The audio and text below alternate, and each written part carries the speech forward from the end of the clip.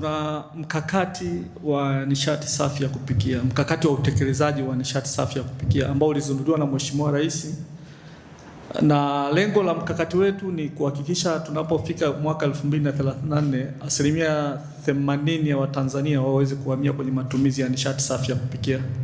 Na tunapoongelea nishati safi ya kupikia, basi tunaongelea, inaweza ikawa ni gesi LPG, inaweza ikawa ni gesi asilia ile ya Mtwara, inaweza ikawa ni umeme, bioethanol, mkaa mbadala na zingine nyingi. Zote hizi tunasema ni nishati safi za kupikia. Kwa tumeitana hapa kama mnavyojua kwamba baada ya Mheshimiwa Rais kuzindua mkakati wa nishati safi ya kupikia, mwaka 2025 ilibidi tuzindue mkakati wa mawasiliano, ambao tunasema huu mkakati wa mawasiliano lengo ni kwasa kutupeleka jinsi gani ya kutengeneza message ya kufikisha kwa jamii kuhusu nishati safi ya kupikia.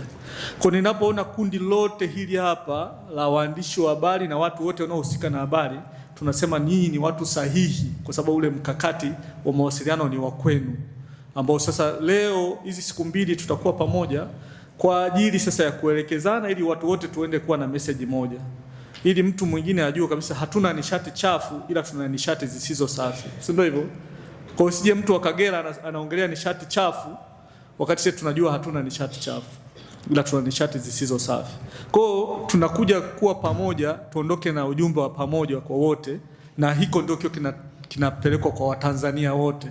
Kwa kila mmoja wetu hapa akishapata uelewa na elimu ya kutosha kuhusu nishati safi ya kupikia, nadhani tutaenda wote kwa vizuri na ujumbe sahihi utaenda kwa wananchi. Kwa hiyo niwakaribishe sana na niwatakie siku mbili hizi njema kabisa, ili tuweze kutoka na kitu kizuri. Asanteni sana.